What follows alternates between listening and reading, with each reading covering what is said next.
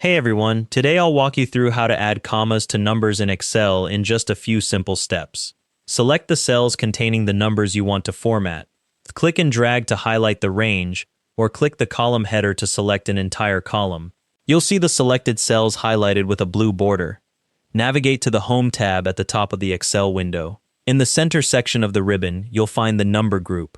Look for the comma style button. It has a comma symbol on it. Click that button and your numbers will instantly display with commas as 1,000 separators and 2 decimal places. For example, 1,000 becomes 1,000,00.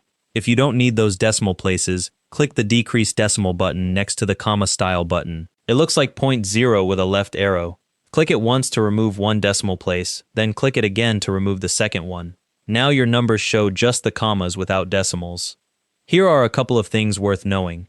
The formatting you've applied only changes the display. The actual values in the cells stay the same, so formulas and calculations work normally. Also, keep in mind that comma formatting depends on your system's locale settings. In the US and UK, commas separate thousands, and periods mark decimals.